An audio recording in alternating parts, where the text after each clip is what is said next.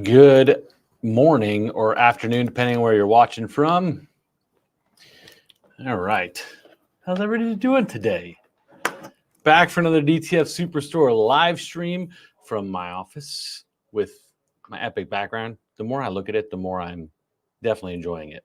So, yeah, do me a favor. Let me know where you're watching from. Today, we're covering how to take your printers, ICC profile, put it into Photoshop to preview relatively, and we'll explain why it's relatively, but preview what kind of colors are going to be printing out of Gamut. It doesn't mean you can't print that image. It doesn't mean it's going to look horrible, but it will slightly shift some of the colors and maybe the vibrancy of it a little bit. So we're going to cover that as we get into it.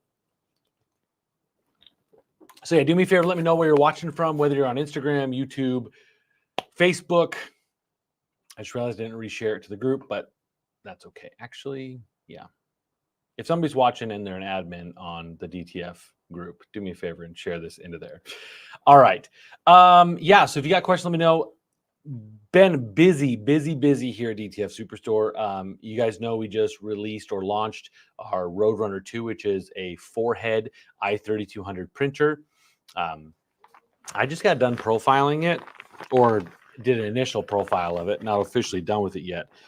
But guys, this thing looks amazing. Like, look at the colors on, whoops, wrong side of it. Look at the colors on this thing. I mean, obviously it's hard to tell on camera, but it looks absolutely stellar. I really like this black and gold one. Again, hard to see on camera. I got some weird angles, but really, I think what's doing it with this thing on having such good, vibrant colors is the new DuPont inks that we're carrying. So I know a few people have reached out and asked me about ICC profiles for the DuPont inks with like some of our older printers, like the Mongoose 2. I do still have a Mongoose 2 floating around here. And my intention in the next couple of weeks is to build out a baseline ICC profile. I still think it's important for you to have the ability to do your own ICC scan. So having the NIX color scanner and the NIX color profiling add-on, I think that's still important, but we will try to get some baseline ICC profiles for the DuPont inks. And again, the DuPont inks are dramatically different. The cyan and magenta are deeper hues, so we're able to produce some more rich, vibrant colors.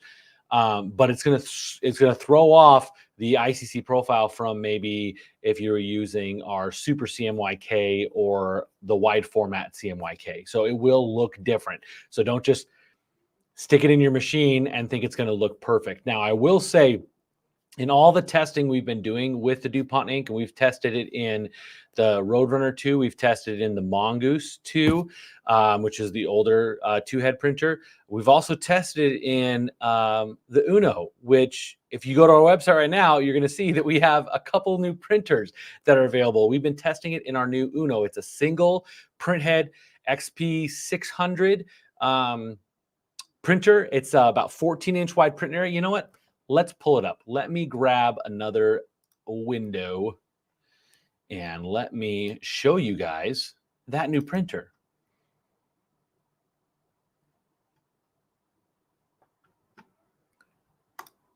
And my internet is wanting to freak out. Matuba watching from Northwest Missouri. I'm going to find my way into your neck of the woods, sort of. Skate kind of nearby. I'm driving my son back out to Minnesota to go back to school for the fall. So, and he's got football camp starting a week from Monday, a week from yesterday. So, all right. Let me pop up this is our website. And if you click on equipment and printers, you're going to see some new printers. First of all is this Uno. This is a single, like I said, single print head, XP600, 14-inch wide print area. We're putting DuPont ink in it. And so we've got really good color coming out of this thing. I'm still doing some work on profiling, but it comes with the package for $39.99. It comes with basic rip software that actually does a pretty good job. I'm again building a profile for it. So when you get this thing packaged with the DuPont ink, with the rip software that comes with it, you're going to be able to just print with it right out of the gate. So this is huge. We have been really wanting to expand our printer offerings because not everybody's in the market for a $20,000, $30,000 printer that's production scale. This guy is perfect for a small Etsy shop. Somebody's doing just a handful of shirts, maybe 10, 15 shirts a day or something like that. It is slower than our other machines, obviously, but it's not quite as painfully slow as I was a little afraid of. But the bottom line is with all of the new machines we're launching, and there's more coming, so just keep an eye out. But what we're trying to do is do baseline settings for each of these machines where they look good. And then the only difference between the machines is going to be likely cost, obviously, and production volume. So really that's where the differences are going to lie mostly. Now, that being said, I can't quite get quite as good of fidelity or some of the depth of color that I can get with some of the higher multiple print head machines. Between the 150 and the 300, I can get a little bit more saturated colors out of the 300. So those kind of things will affect it, but we do plan to have some comparisons once we get more of these printers lined up and ready to go. But this one is available. I think it'll be shipping soon. But yeah, great little printer. Hits a price point that we've not had before. So really exciting. We are carrying the Prestige R2 from DTF Station, the R2 Pro. And again, we're trying to find different models of printers that will basically cover kind of every scenario that you guys out there might be using. So we are trying to include some of that stuff. So right now we've got the Uno, we got the Prestige R2 starting from 4,000, go to 8,500. Then we got the Mamaki TXF 150 and 300, and then we have the Roadrunner 2. So keep an eye out. We will be bringing more printers for you guys to have options and scale your business. Andrew, thanks for watching from the UK. Awesome. And then my wife would be remiss if I did not share her comment. Yes, it is my birthday.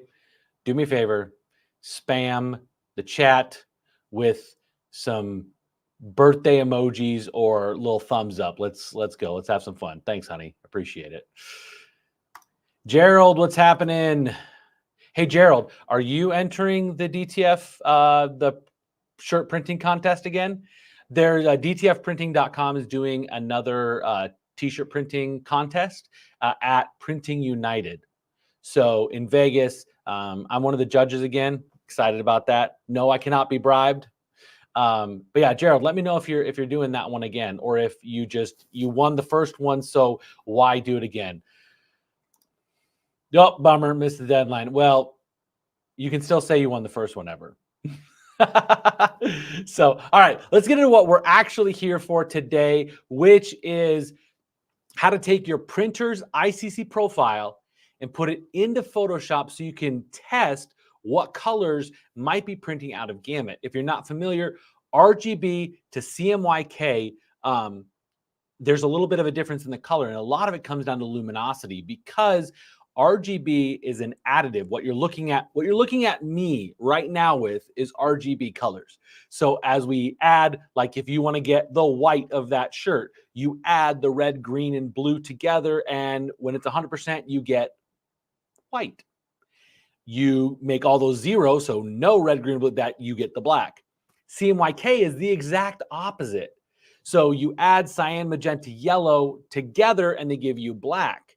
So it's a different way of producing, which is why you don't get similar vibrancy luminosity out of your stuff that you print versus what it looks like on screen. So let's get into how do you find the ICC profile you're using for your printer.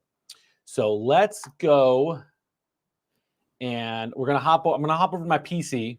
Y'all know how much I love PCs. Do me a favor in the chat. Which computer do you prefer? Obviously, most of us have to use PC because Most of the RIP softwares only work in PCs. But do me a favor, are you a Mac person or PC person? All right, so where do you find your ICC profile?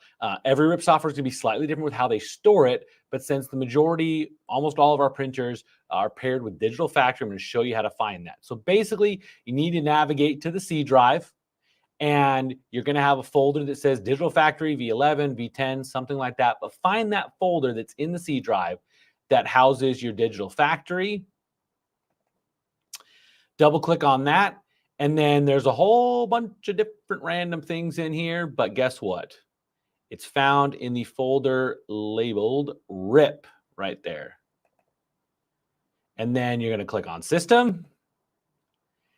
And C-Links is the one that you want. There's some fonts in here, a couple, like these are where your print modes are stored, but we want C-Links. And then in C-Links, you're going to see some folders. Likely, you'll only see 1 or 2 folders because you are, there's a folder for each individual printer that you have installed. And obviously, I do a lot of testing, so I've got a lot of extra ones. But let's say like it's the Mimaki TXF 300. So I'm going to double click on that. And then here's all your print modes. Now, or sorry, your ICC profiles. Now there's other data in here too, other scans that Digital Factory uses. But what we want are the ones that are the type ICC profile. So I'm going to sort these by the type. Okay, so we've got a bunch of different ones that are installed, a few that I've made. So let's find one of the ones that I've made. So let's go with, this might be an older version that I've got. Let's go with that. So what I'm going to do is I'm going to copy this thing. And so 2 things. If you're using a Mac for your editing, you'll want to like save this to a thumb drive, the ICC profile, and then move it to your Mac. And I'll show you in a second how to install it on the Mac. Installing on the PC is actually a lot easier. So basically what you can do if you're on a PC, if you edit Photoshop on a PC, just right click on the ICC profile and click Install Profile. It is literally that easy. And then when we open up Photoshop, it'll be available to us. Now, I'm going to show you guys how to do it in a Mac, and then we'll do the rest of the kind of showing you how to put it into Photoshop and work with it. So let's hop back over to my Mac. And to install on a Mac, you need to open up Finder and you need to go to your hard drive. So we're going to go to Home. And then we're going to go to, nope, that's not what I wanted. I did not want Home. I want Computer. You can also do Shift Command C and go to Macintosh HD, then click on the folder Library. And then we're going to click on Color Sync, Profiles, and then you can drop it in here. Now this is the scan right here. This is the ICC that I did for the new V2, sorry, the DuPont with the Roadrunner. So this is the ICC. So I've already installed it, but you simply just drag and drop it into this profile. Now, when you go to Photoshop, if you already had Photoshop open, make sure you close it and reopen it, because when you add those ICC profiles in, it doesn't always read it right away. So let's do this. Now, I've picked 2 that are violently out of Gamut. I will tell you that right now. This blue right here is not gonna, I haven't tested yet, but I'm 90% sure it's not going to be great. I'm kind of purposely picking these 2 images because I know they're heavily out of Gamut and it will show the stuff that's out of Gamut. So how do you bring that ICC profile in and lay it over it to kind of preview? So, and notice I am editing in RGB. I had this exact conversation again recently with a customer of one of our customers. Basically, their stuff was being edited in CMYK and they were exporting it with that profile embedded, and it was confusing Digital Factory. They were trying to do that rich black we talked about a couple weeks ago, and it was confusing the system. So you're going to go to View and Proof Setup. and we're going to do custom. There's a bunch of different default stuff here, but we're going to do custom. And when you open up custom, you're going to get this little window right here. And you want to click on this drop down and it says device to simulate. So we're literally telling Photoshop, this is the printer's ICC profile. I want you to simulate what the capabilities of that printer are in Photoshop. So that's what this piece is. So you click on it and you might see a lot of options. You might see a few options. Mine has a ton of options because I'm a nerd and I've got a lot of different ICC profiles. I've got scans from ICC profiling my monitor, this monitor, as well as my secondary monitor, and all the profiles from other things. Like, yeah, anyway. So let's go down and we're just going to select the one that I did recently, which is the V2 DuPont Artistry. Now, rendering intent. This piece is interesting because every RIP software uses a rendering intent. Some RIP softwares don't really let you know what rendering intent they're using. And what the rendering intent is basically how are you taking that RGB color and transferring it to a CMYK color base. So I'm going to show you guys here kind of how it changes it a little bit. I believe Digital Factory uses relative colorimetric. You have 4 different options: perceptual, saturation, relative colorimetric, and absolute colorimetric. These are just different ways, like I said, of rendering between. So I'm going to hit preview here, and I want you guys to watch right here, because I think that's where it's going to be most dramatic. Maybe some in this area here. So watch when I click preview in 3, 2, 1. Okay, see how they dimmed a little bit? So this is with relative colorimetric. If I do perceptual, it changes a little bit, almost brings back some luminosity, but you can't necessarily control unless you know for sure what your RIP software is doing. I think generally it's using relative colorimetric, but I think there might be some back-end stuff that changes that a little bit. It's a little hard to understand. But so that's perceptual. Again, watch the neck and like the side of her face. That's saturation, relative colorimetric, and absolute colorimetric. Now, absolute colorimetric almost looks a little bit brighter and vibrant. What's going to be more accurate to what's going to print is going to be either relative colorimetric or perceptual. If you don't know which one it is, go with relative colorimetric as a test. Okay, so now, right now, it's previewed with the proof color. So if I hit Command or Control Y, it will toggle back and forth. So that is what the original graphic looked like. This is likely what it'll print like. Not massively different. Like I said, we lose some luminosity, but that's not totally uncommon. And actually, somebody had a little comment here. Let me pop that up there. RGB is brighter because it's based on the emission of wavelengths of light. Yep, CMYK is based on the absorbance. Exactly. Now I'll tell you guys something. Jared Jolito is a color savant. I would say that's one of the main reasons why he won the t-shirt printing contest. The first one that we did at DTF Expo is because his color was so much better than any of the other shirts, like dramatically. So he gets color, and you are correct. It's because it's the transmission or the emission of light versus the absorption of light. So that makes a huge difference. All right. So again, I'm going to toggle back and forth. So we've got, that's kind of what it's probably going to print like. That is the original. Now, this is why I suggest not usually editing in CMYKs, because you really want just the RIP software to make that conversion, because you might have a setting slightly off in here when you do those settings. So that's why when I say our edit process should be RGB all the way until it gets to the RIP software. Literally, I don't want your computer doing any conversion of the image until it gets to RIP software. And that's how you can get the most accuracy as you're playing with stuff. Now, how do you check and see just at a glance if something's at a gamut? Well, I can use the gamut warning, which is Command-Shift-Y or Control-Shift-Y. But what happens is it shows me gray overlay over everything that's out of gamut. Now, if you remember, we saw the change. Let me pull it off real quick. So when I switch back and forth, We definitely notice it here in her neck and here on the side of her face, a little bit in the greens too. Obviously, greens aren't quite as luminous, but you'll find, and so this is showing how it's going to shift the colors. This is showing which colors are a little bit out of the gamut.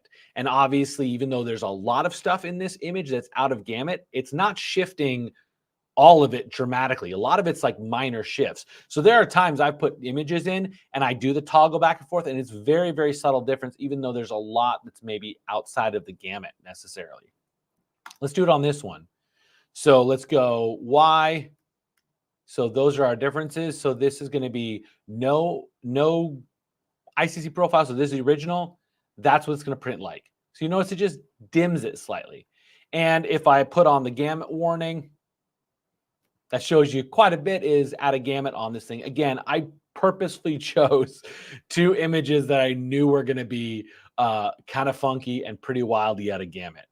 So if you have questions on this, definitely let me know, because I want to answer any questions you guys have on this. But I hope that explains how you can bring the ICC scan and bring it into Photoshop to kind of preview if stuff's going to be dim.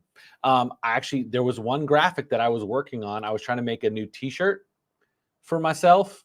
You guys know I love my t-shirts.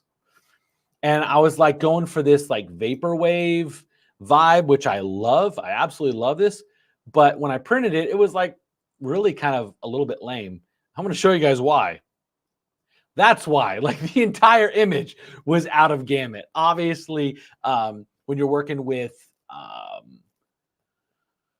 like a photorealistic or something with a lot of extra other colors, it's not as big of a deal. When it's 1 or 2 solid colors, it can become pretty dramatic. But yeah, so just be aware of that. It's a good way to check it. At the end of the day, you can still print it. It's just you're going to now know which areas might be a little subpar, for lack of a better term. Gerald's got some comments. Let's pop them up. Another thing to consider when creating artwork is whether your screen is calibrated. Absolutely, Gerald. I talk, you know what? That thing's prettier than my face. I always suggest that people get their monitor calibrated, because when you're working with customers, you're going to get customers that are editing their graphic on a Acer or Asus cheap monitor they got on Amazon Prime Day for like $89. That thing's not calibrated. I use high quality calibrated monitors, and I know they're calibrated.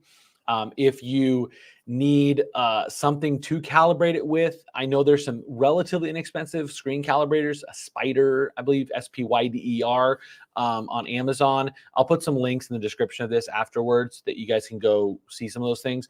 But yeah, something to calibrate your monitor is important. When it comes to working with your customer who doesn't have a calibrated monitor, we've talked about it before using a color swatch chart. Let me actually pop back here, like that one up there, so they can see what the physical color looks like, and then they can be like, oh yes, that's the color I want it to be, because they may have a different look on their monitor that's not calibrated. And even a calibrated monitor will still tend to look a little different because not as much luminosity. All right, let's see. We got a question. Oh, thank you. How do you tackle customers' requests like, I like the same color as the artwork, but indeed you want more popping and vivid? Yeah. So what you can achieve sometimes, if you can tweak and calibrate it, is a little more saturated colors. I think it's one of the reasons why a lot of the RIP softwares will offer a saturation slider. I'm not a big fan of making those changes in the RIP software, because I think the RIP software's job should just be to convert it to the printer's info. And I think that the previews are never very good in and really any of the RIP softwares. So I really want a RIP software to rip it and let me make the tweaks in my design software and stuff like that. But yeah, trying to think if there's anything else I want to say on that. Yeah, I've got a print mode on the TXF 300s for folks that bought it from us. that is a little more vibrant color. But what happens when you try to push that vibrancy is you'll start to shift the colors a little bit. So on that particular print mode, oranges tend to shift a little red. It doesn't look great. So, so yeah, best way, honestly, to tackle that is to have a color swatch chart, or maybe you can find them online. You can download them from some stock sites, stuff like that, where you can get like a block of yellows. So if they're like, hey, I want this yellow color, you can print out like 30 or 40 or 100 yellow swatches and let them pick the yellow that they want. That's really the best way, because even if you're trying to like Pantone match, and I know I've talked to a lot of people that do Pantone matching, it's still a manual process. You're not doing that automatically. And when somebody says they want Pantone like 200C, which is Ohio State's red, they may be looking at it on an uncalibrated screen. So what they think is the 200C is not actually the 200C. The only way you can know for sure what 200C is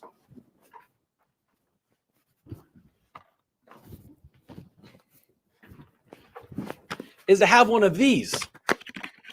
This is a Pantone book. That is the uncoated. Oh, and then you got to ask them, is it uncoated or coated? We have two different versions here, a coated and an uncoated. They look different. So let me pull up 200C, which I believe is page 56. So unless they have one of these, oh, maybe it was 67.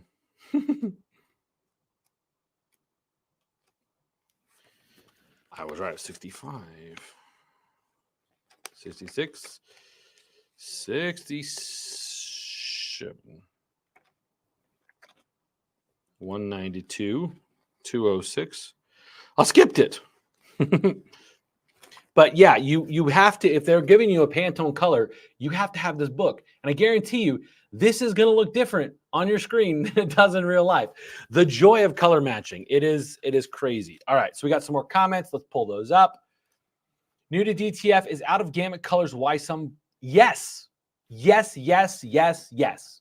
So there are other factors that come into play with why something prints a little grainy. Sometimes it's the way it's laying the ink down. And so sometimes you can address the graininess with unidirectional. So if you're have a color that you're really struggling with, if you go just unidirectional, so just printing left, not left, right, it'll slow your speed way down, but it could reduce some of that graininess if the graininess has to do with the bidirectional alignment being off or not. But in my experience, most graininess comes from colors that are out of gamut. Andrew? Yes. I have an I1 X-Rite spectrophotometer. Can I use this to create an IC profile? Do I need the NICs? So Digital Factory does add-ons for all of their color profiling. So you have to purchase an add-on to do a color profile.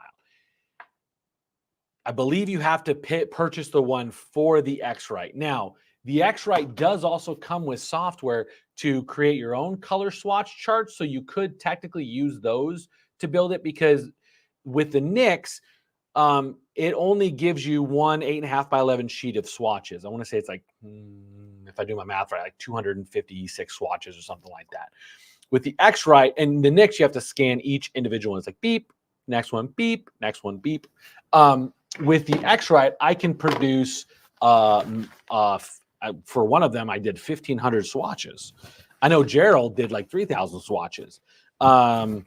This, pop this back to the other view. Oh, my Lord. Oh, there we go. So this is the color swatch, the ICC scan with the NICs.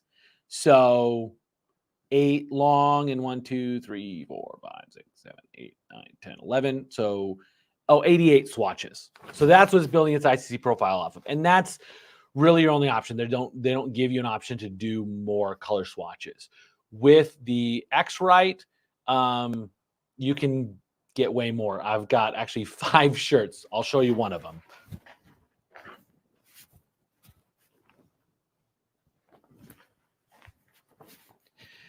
This is one of the 5 shirts, and I scanned all of these to build out the most recent ICC profile, and that's what I'm doing with all of them. And the reason you can do that and do it quickly is because the X-Rite will scan just across, and so you're not going beep with each individual one. So the long answer is you can use it with Digital Factory, but you have to buy the color profiling add-on that works with the X-Rite, and I think it's more expensive. But you can also use some of the built-in functions of the i1 Profiler app that comes with the X-Rite. So I hope that answered the question, Andrew. If you need follow-up, ask me. Yep, I knew Gerald did it too. Oh, you did it in X-Rite and then imported it into CAD-Link. Yep, and you can do that, but you have to scan it in the right format. Gerald, did you run into that issue where, because X-Rite i1 Profiler likes to default as an RGB ICC scan. There's other RIPs I've used that do the same thing, that it scans it as an RGB ICC, and CAD-Link defaults to a CMYK ICC. So if you have thoughts on that, Gerald, share them in there. Eric, thank you. Appreciate it. Yes, you scan the printed shirt. Sorry, I'll answer for Gerald. Yes, you scan the printed shirt. Yes, took a bit to sort out, almost drove me nuts. Yeah, so the way that Digital Factory scans their ICC is a little different than the way i1 and the X-Rite defaults to. So just be aware of that if you're going to import them. But anytime you're doing any profiling, any like profile print mode setup, you always want to press it on the shirt, because the shirt's color, it's the substrate, does affect the way the inks look on top. Even if you have your white maxed out to not let the shirt color bother it as much or mute the colors, it's still important to take that substrate into account. So you really should be setting a profile, like doing an ICC scan for a white shirt and for a black shirt. You could technically, and I've done this before and it worked pretty good. The whites aren't super vibrant, but you can do an ICC scan with a lower white underbase, and it will account for the muted colors from not having as much white underbase, and it will overcompensate for that a little bit. Pro tip, that's actually how I got our boosted colors on the Mamaki. I used a scan from a lower white underbase one that had muted colors, and it punched the colors up a little bit.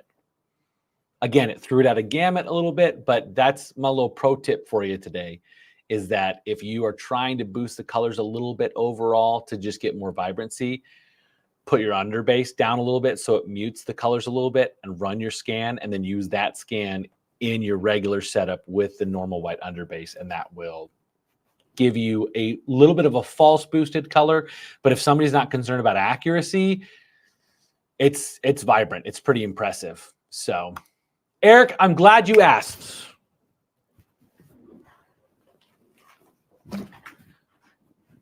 So they are getting ready to go out. We had to make some adjustments. We don't want to send something out that's like not been well tested. So we did a bunch of tests and ran into a couple small hiccups on it. So I am hoping to be shipping those out end of this week, early part of next week, the 32s. And I got to be honest with you guys, I did not expect y'all to order as many of those leader sheets as you did. So we've already had to order more Teflon to make more of them.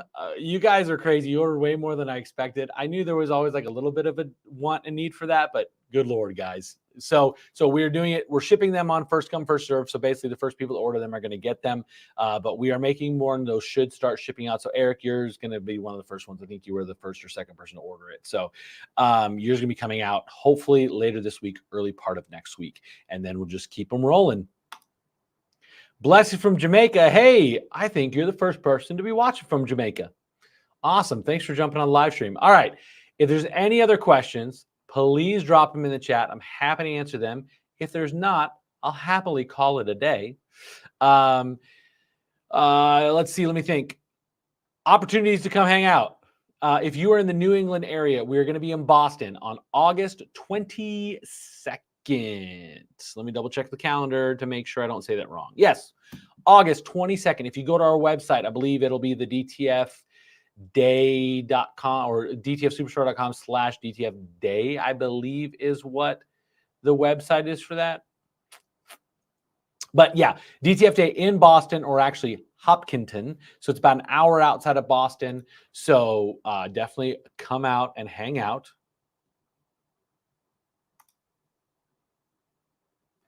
You're talking about the leader sheet, Andrew, for 300 millimeter. Is that 24 inches? I'm sorry, Andrew. I'm not metric. Defaulted. I think that's 24 inches. Yes, we have a 24-inch leader sheet and a 32-inch leader sheet, or just a little under 32.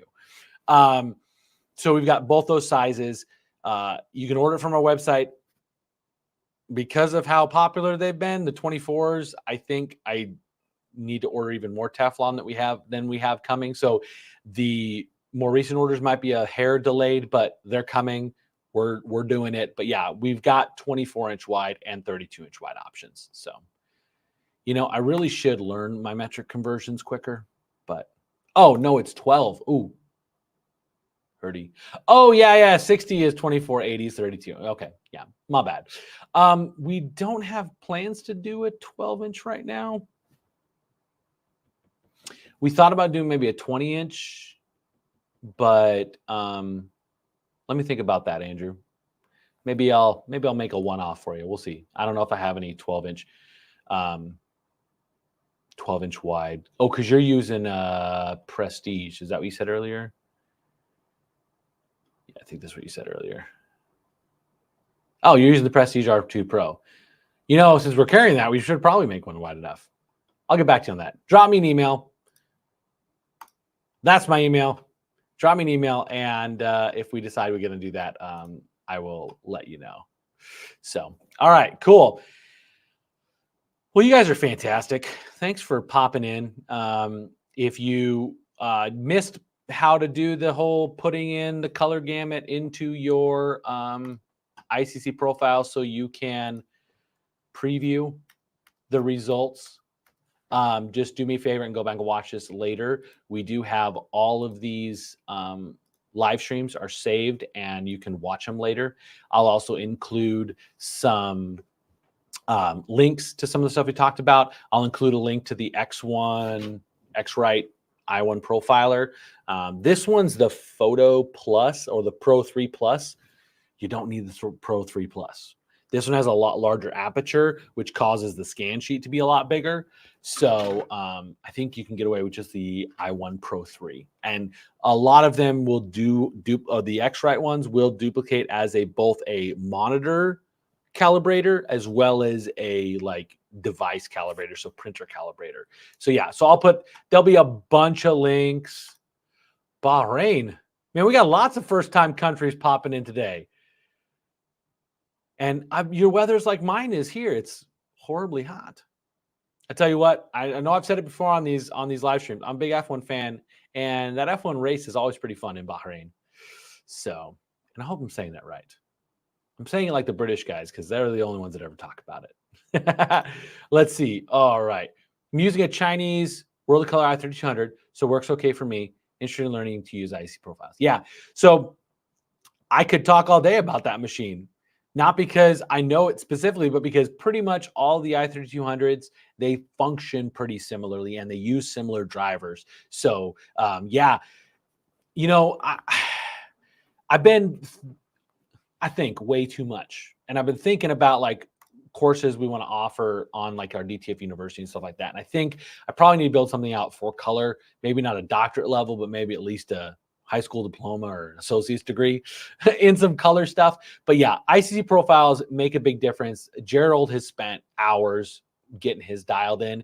And at first you're like, oh, it takes forever to do this. But the bottom line is when you do it and you do it well, it sets you up for success because then you're the one that's printing out stuff that looks stellar compared to anybody else. You're going to be the one that sets yourself apart. So definitely dive into your machine, understand your machine, know your machine well. So Yeah, and then pop on here, ask a question.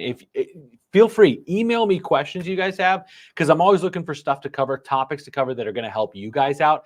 Because yeah, I can sit here and do announcements like I did last week and announcing new products and stuff like that. But the bottom line is what helps you guys out the most is answering those burning questions you have. Like, how do you get rid of semi-transparent pixels? How do you get rich black? How do you? And I want to answer those questions for you guys. It helps me figure it out, but also helps me be able to share that information with you guys so that we can elevate this industry. DTF is such a young industry. There's so much opportunity for growth and so much potential in this. I was actually talking to the customer that we had the issues with the rich black and the whole profile I mentioned earlier. He's a screen printer traditionally, he's an OG out here in Arizona. Like, everybody knows who he is. He does a lot of work. And he and I were chatting, and he said to me, he's like, he was getting ready to retire, like just be done with it. And then we started working with him with DTF, and it like reinvigorated him, because there's nothing really new in screen printing for the most part. But DTF is new, it's fresh, it's exciting. There's new stuff we're learning, and he's just invigorated. He comes in on a regular basis just to kind of chit chat with me about what I'm doing, what he's doing. He comes to me with questions and problems. So please come to me. Do that. Email me. Oh, my mouse isn't working. Shoot me an email. Let me know your questions. I want to answer them. I want to make content for you guys that does help in this live kind of format that we're doing. So, Eric, I'll get back to you on that. All right, guys. I appreciate you watching. Yeah, so that's about it for this week. 2 weeks. Let me double check. I need to double check because I'm about to hit the gauntlet. So like I said, Boston on August 22nd, Hopkinton. Do me a favor and go on our website and register for that.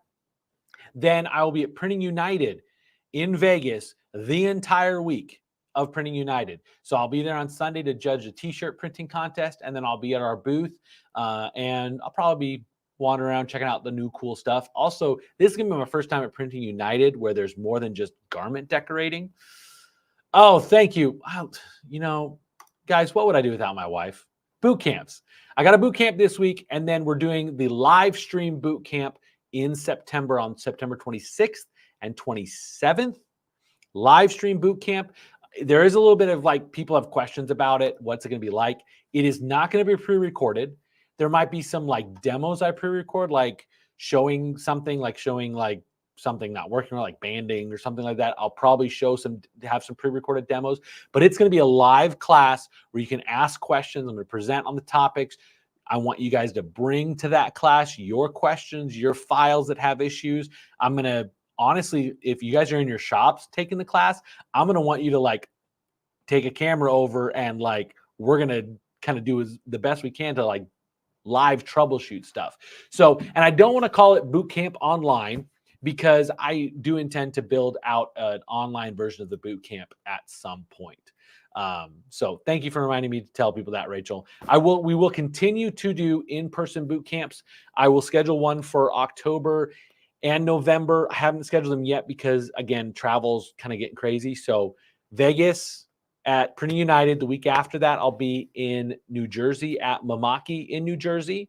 And then in October, I will be in Texas twice.